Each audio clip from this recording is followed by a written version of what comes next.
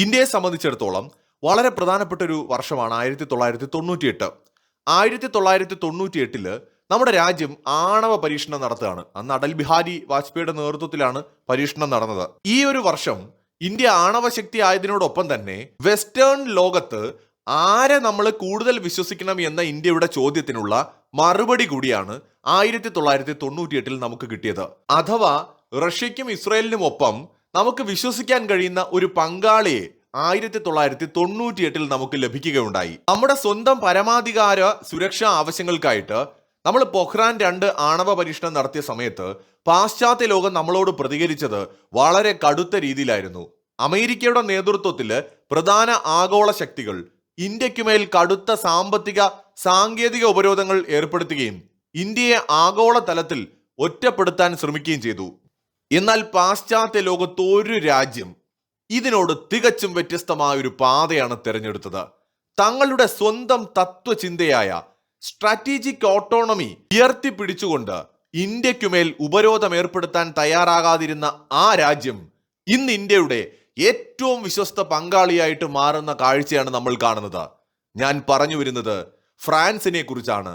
മറ്റു വൻ ശക്തികളെ പൂർണ്ണമായി ആശ്രയിക്കാതെ ഒരു രാജ്യം സ്വന്തമായി തീരുമാനങ്ങൾ എടുക്കാനുള്ള സ്വാതന്ത്ര്യം കാണിക്കണം എന്ന് ഉറച്ചു വിശ്വസിക്കുന്ന രാജ്യമാണ് ഫ്രാൻസ്. എല്ലായ്പ്പോഴും അമേരിക്കയുടെ നിഴലായി നിൽക്കാൻ തങ്ങൾക്ക് കഴിയില്ല എന്ന ചിന്ത ഫ്രാൻസിനുണ്ടായത് ഇന്നോ ഇന്നലെയോ അല്ല. ഞാൻ ഈ പറയുന്നത് 98 സംഭവമാണ്. ഏതാണ്ട് 3 പതിറ്റാണ്ടോളമായിട്ട് ഫ്രാൻസ് ആ രീതിയിൽ ചിന്തിക്കുന്നൊരു ശക്തിയാണ്.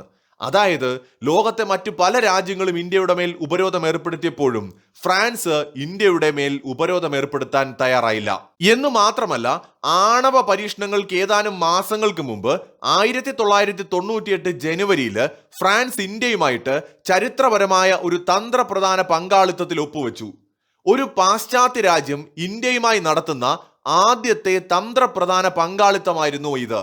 വാഷിംഗ്ടണ് സമ്മർദ്ദത്തിന്റെ പാത തെരഞ്ഞെടുത്തപ്പോൾ പാരീസ് ചർച്ചകളുടെ പാതയാണ് തെരഞ്ഞെടുത്തത്. ഒരു ആണവ ജനാധിപത്യ ഇന്ത്യ ആഗോള സുസ്ഥിരതയ്ക്ക് ഭീഷണിയല്ല എന്നും മറിച്ച് വലിയൊരു കരുത്താണെന്നും 1998 ഫ്രാൻസ് മനസ്സിലാക്കി. ഇന്ന് ഇന്ത്യ ഫ്രാൻസ് റിലേഷൻ ഏത് ഉയരങ്ങളിലാണ് എത്തി നിൽക്കുന്നതെന്ന് ചോദിച്ചാൽ ഒരുപക്ഷെ അമേരിക്കയ്ക്ക് അസൂയ തോന്നുന്ന വിധം ഉയരങ്ങളിൽ അത് എത്തി നിൽക്കുകയാണ്. സത്യത്തിൽ അമേരിക്കൻ ഭരണകൂടത്തിന് എക്കാലത്തെയും ഏറ്റവും വലിയ നഷ്ടമാണ് ഇന്ത്യയുമായിട്ടുള്ള റിലേഷനിൽ ഉണ്ടായിരിക്കുന്നത്. അമേരിക്ക ആസ്വദിക്കേണ്ട റിലേഷനാണ് ഇന്ന് ഇന്ത്യയും ഫ്രാൻസും ചേർന്നുകൊണ്ട് ട്രംപിന്റെ മുന്നിൽ നിന്ന് തന്നെ ആഘോഷിക്കുന്നത്. അമേരിക്കൻ പ്രസിഡന്റിനെ സാക്ഷിയാക്കി ഇന്ത്യയുടെ പ്രധാനമന്ത്രി നരേന്ദ്രമോദിക്ക് ഏറ്റവും വലിയ സ്വീകരണം ഒരുക്കുകയും ഏറ്റവും മികച്ച സ്ഥാനം നൽകുകയും ചെയ്തുകൊണ്ട് ഫ്രഞ്ച് പ്രസിഡന്റ് ഇമ്മാനുവൽ മാക്രോൺ ഈ നൂറ്റാണ്ടിലെ അവരുടെ ഏറ്റവും വിശ്വസ്തരായ പങ്കാളി ഇന്ത്യയാണ് എന്നുകൂടിയാണ് പറയാതെ പറഞ്ഞത്. ശരിക്കും നരേന്ദ്രമോദി പോയതിനു ശേഷം ഹിന്ദി ഭാഷയിലാണ് നരേന്ദ്രമോദിക്ക് വേണ്ടിയിട്ട് ഒരു പ്രതികരണം അദ്ദേഹം നടത്തിയത്. വളരെ കൗതുകകരമായ ഒരു കാര്യമായിരുന്നു അത്. ഫ്രഞ്ച് പ്രസിഡന്റ് ഇമ്മാനുവൽ മാക്രോൺ പ്രധാനമന്ത്രി നരേന്ദ്രമോദിയെക്കുറിച്ച് ഹിന്ദിയിൽ സംസാരിച്ച ആ വീഡിയോ ഇന്ന് സോഷ്യൽ മീഡിയയിൽ വൈറലാണ്. പ്രിയ സുഹൃത്ത് നരേന്ദ്ര, നിങ്ങളെ നൈസ്, എവിയാൻ, പാരീസ് എന്നീ സന്ദർശനങ്ങളിലേക്ക് സ്വാഗതം ചെയ്യാൻ കഴിഞ്ഞതിൽ എനിക്ക് വലിയ സന്തോഷമുണ്ട്. ഫ്രാൻസ് ഇന്ത്യ സൗഹൃദം എന്നും നിലനിൽക്കട്ടെ എന്നാണ് അദ്ദേഹം ഹിന്ദിയിൽ പറഞ്ഞത്. ഇത് പറഞ്ഞതിന് ശേഷം താൻ പറഞ്ഞത് ശരിയാണോ എന്ന് അദ്ദേഹം ക്യാമറയ്ക്ക് മുന്നിൽ ചിരിച്ചുകൊണ്ട് ചോദിക്കുകയും ചെയ്തു. തുടർന്ന് ഇന്ത്യയോടുള്ള സ്നേഹം പ്രകടിപ്പിച്ചുകൊണ്ട് അദ്ദേഹം ജയ് ഹിന്ദ് എന്ന് പറയുകയും ഉണ്ടായി. ഇവിടെ ഇന്ത്യ ഫ്രാൻസ് റിലേഷനിൽ നമുക്ക് കാണാൻ കഴിയുന്നത് എന്താണ്? വളരെ തുല്യമായ പങ്കാളിത്തമുള്ള രണ്ട് രാജ്യങ്ങൾ എന്ന നിലയിലാണ്. തുല്യത പ്രകടമാണ്. മ്യൂച്വൽ റെസ്പെക്റ്റോട് കൂടിയിട്ട് മ്യൂച്വൽ ബെനിഫിറ്റ് കിട്ടുന്ന റിലേഷനാണ് ഇന്ത്യയും ഫ്രാൻസും തമ്മിലുള്ള റിലേഷൻ. രണ്ട് രാജ്യങ്ങൾക്കും സ്വയംഭരണം നിലനിർത്തിക്കൊണ്ട്, അതായത് സ്ട്രാറ്റജിക് ഓട്ടോണമിക് പവേഴ്സ് ആയിട്ട് നിലനിൽക്കാൻ ആഗ്രഹമുണ്ട്. ഒരു രാജ്യത്തിന്റെ നിഴലിലല്ല, മറിച്ച് സ്വയം രണ്ട് വ്യത്യസ്ത ശക്തികളായി നിൽക്കാനാണ് ഇന്ത്യയും ഫ്രാൻസും ആഗ്രഹിക്കുന്നത്. ശരിക്കും നമ്മൾ മുൻപുള്ള പല വീഡിയോകളിലും ഡിസ്കസ് ചെയ്തൊരു ടോപ്പിക്കാണ്. അതായത് ഈ മൾട്ടിപോളാർ വേൾഡിൽ യൂറോപ്പിൽ നിന്ന് ആദ്യം തലപൊക്കി വരാൻ പോകുന്ന തൻ്റെ ഇടമുള്ള രാജ്യം ഉണ്ടാകുമെങ്കിൽ അത് ഫ്രാൻസ് ആണ്. റഷ്യ മൾട്ടിപോളാർ വേൾഡിലെ ഒരു വലിയ പവറായിട്ട് നിൽക്കും, ചൈന ഒരു വലിയ ശക്തിയായിട്ട് നിൽക്കും, ഇന്ത്യ ഒരു ശക്തിയായിട്ട് നിൽക്കും. അമേരിക്ക ഒരു വലിയ ശക്തിയായിരിക്കും. ലാറ്റിൻ അമേരിക്കയിൽ നിന്ന് ബ്രസീൽ ഒരു വലിയ ശക്തിയായിട്ട് നിൽക്കും. ഒരു പരിധിവരെ ആഫ്രിക്കയിൽ നിന്ന് സൗത്ത് ആഫ്രിക്ക ഒരു ശക്തിയായിട്ട് നിൽക്കാൻ ശ്രമിക്കും. അതേ സമയത്ത് തന്നെ യൂറോപ്പിൽ നിന്ന് ഈ മൾട്ടി പോളാർ വേൾഡിൽ ആര് ഉയർന്നു വരും? ബ്രിട്ടനൊക്കെ എന്നോ തേഞ്ഞു തീർന്ന ഒരു ചെരുപ്പ് പോലെയാണ്. ശരിക്കും ബ്രിട്ടൻ ഒന്നും ഇനി ഒരിക്കലും ആ ഒരു പഴയ പ്രതാപം വീണ്ടെടുക്കാൻ കഴിയുമെന്ന് തോന്നുന്നില്ല. അത്രമാത്രം US-നെ ഡിപ്പെൻഡ് ചെയ്ത് നിൽക്കുകയാണ് ബ്രിട്ടൻ. ഇന്നത്തെ ഭരണകൂടം ട്രംപിനോട് എതിർപ്പുള്ള ഭരണകൂടമാണ് ബ്രിട്ടനിൽ ഉള്ളത്. പക്ഷെ അപ്പോൾ തന്നെ അമേരിക്കയെ പിണക്കിക്കൊണ്ട് നിൽക്കാൻ പറ്റില്ല. ബ്രിട്ടന്റെ ആണവായുധ പ്രോജക്റ്റ്, ദീർഘദൂര മിസൈല്, ഇതെല്ലാം US-നെ ഡിപ്പെൻഡ് ചെയ്തിട്ടാണ്. ബ്രിട്ടന് സ്വന്തമായിട്ട് യുദ്ധവിമാനങ്ങൾ ഉണ്ടാക്കാൻ പോലും അവർ മറന്നുപോയ ഒരു കാലമാണിത്. എന്നാൽ ഫ്രാൻസ് യൂറോപ്പിൽ ഏതാണ്ട് സ്വയം പര്യാപ്തത കൈവരിച്ച ഒരു ശക്തിയാണ്. അതുകൊണ്ട് യൂറോപ്പിൽ നിന്ന് മൾട്ടിപോളാർ വേൾഡിൽ ആദ്യം ഉയർന്നു വരാൻ സാധ്യതയുള്ള ഒരു ശക്തി ഫ്രാൻസ് ആയിരിക്കും. അതിന് പിന്നാലെ ചിലപ്പോൾ ജർമ്മനിയും, ഏഷ്യയിൽ നിന്ന് ജപ്പാനും, അതിന് പുറകെ സൗത്ത് കൊറിയയും ഒക്കെ ഒരു സ്വയം പര്യാപ്ത ശക്തിയായിട്ട് മാറാൻ ശ്രമിച്ചേക്കാം. നമുക്ക് ഉറപ്പൊന്നും ഇപ്പൊ പറയാൻ പറ്റില്ല. അപ്പൊ ഈ ഒരു മൾട്ടിപോളാർ വേൾഡില് ഇന്ത്യയും ഫ്രാൻസും ഒന്നിച്ച് സഹകരിക്കേണ്ടതിന്റെ ഒരു സാധ്യതകൾ മനസ്സിലാക്കിക്കൊണ്ടാണ് മുന്നോട്ട് പോകുന്നത്. ശരിക്കും ഇന്ത്യയും ഫ്രാൻസും ഇന്ന് എൻജോയ് ചെയ്യുന്ന ഈ ഒരു റിലേഷൻ ഇന്ത്യക്കും അമേരിക്കയ്ക്കും ഇടയിൽ ചെയ്യാൻ കഴിയുമായിരുന്നു. അമേരിക്കൻ പ്രസിഡന്റ് ഡൊണാൾഡ് ട്രംപിന്റെ ഫസ്റ്റ് ടൈമില് ഇന്ത്യ US റിലേഷൻ ഒരുപാട് ഉയരങ്ങളിലേക്ക് പോയിരുന്നു എന്നതൊരു വസ്തുതയാണ്. പിന്നീട് വന്ന ബൈഡൻ ഈ ഇടയിൽ കൂടെ പണി തരാനൊക്കെ നോക്കിയിട്ടുണ്ടെങ്കിലും ആ റിലേഷൻ നിലനിർത്തുന്നതിൽ വലിയൊരു പങ്ക് വഹിച്ചിട്ടുണ്ട്. ഇന്ത്യയിൽ G20 ഉച്ചകോടി നടക്കുന്ന സമയത്ത് India middle east Europe economic corridor പ്രഖ്യാപിക്കുന്നതിലുള്ള അമേരിക്കയുടെ ഒരു പങ്ക് വളരെ വലുതായിരുന്നു. അപ്പൊ ആ ഒരു പദ്ധതിയൊക്കെ ബൈഡന്റെ കൂടി താല്പര്യം അനുസരിച്ച് തന്നെയായിരുന്നു. പല അമേരിക്കൻ ഉൽപ്പന്നങ്ങളും, അതായത് ഡിഫൻസ് എക്യുപ്മെന്റ്സ് അടക്കം ഇന്ത്യയിൽ ഉൽപ്പാദിപ്പിക്കാൻ ബൈഡൻ അഡ്മിനിസ്ട്രേഷന് താല്പര്യമുണ്ടായിരുന്നു. അത് സംബന്ധിക്കുന്ന കരാറുകൾ വരെ സൈൻ ചെയ്തതുമാണ്.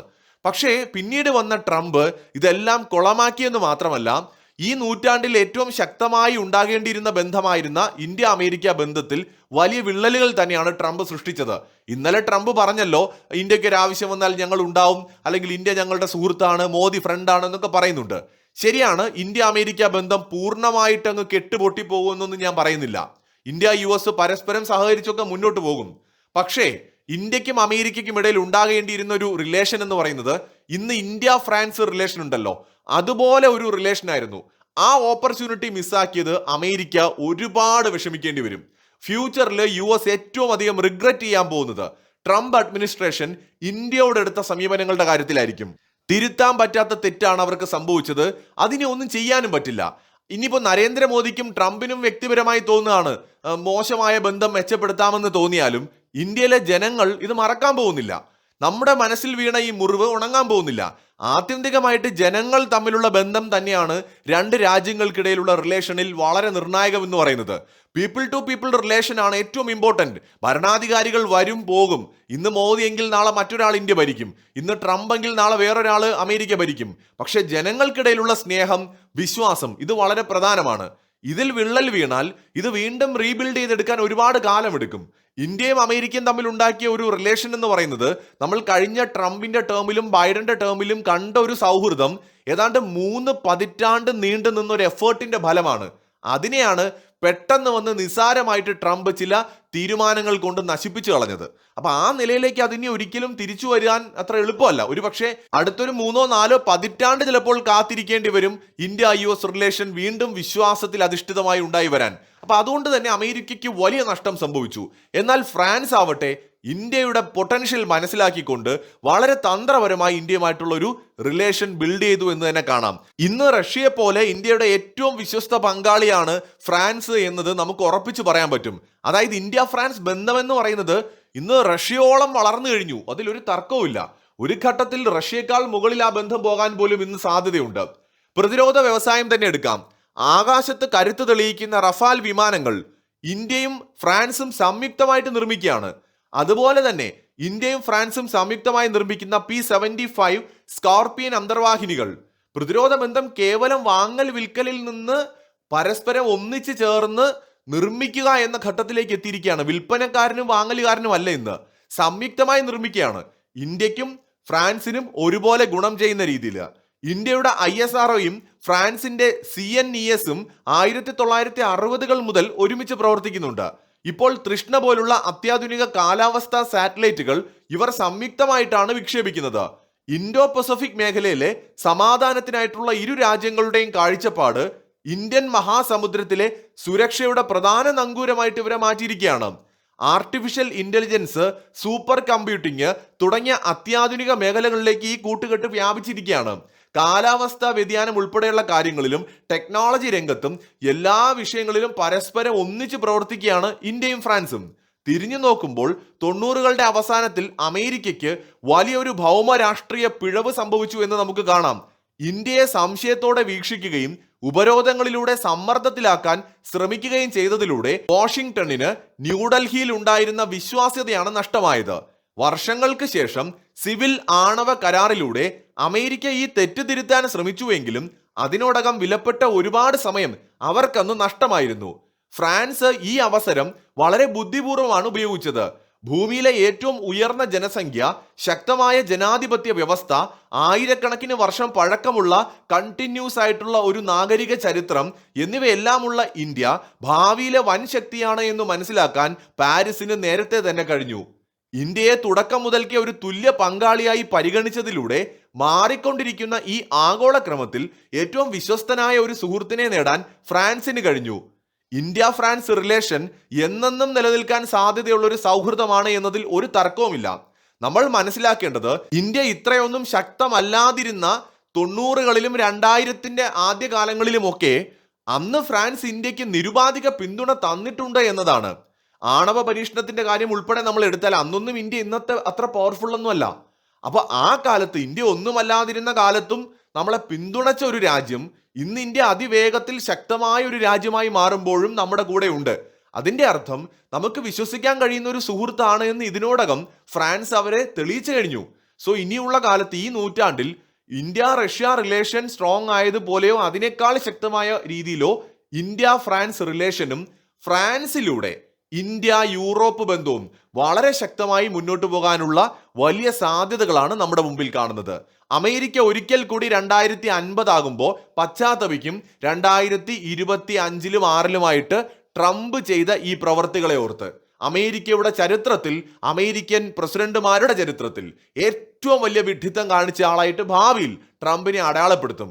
ഇന്ത്യയെ പോലെ ഒരു വലിയ ശക്തിയെ പിണക്കുക മാത്രമല്ല ചെയ്തത്, പരമ്പരാഗതമായി കൂടെ നിന്ന യൂറോപ്പിനെയും ജപ്പാനെയും കാനഡയും അടക്കം ശത്രുസ്ഥാനത്തേക്ക് തള്ളിയിടുന്നതിലും ട്രംപിന്റെ തീരുമാനങ്ങൾ കാരണമായിട്ടുണ്ട് എന്നതും ഒരു വസ്തുതയാണ്. മറ്റൊരു വീഡിയോയുമായി വീണ്ടും കാണാം.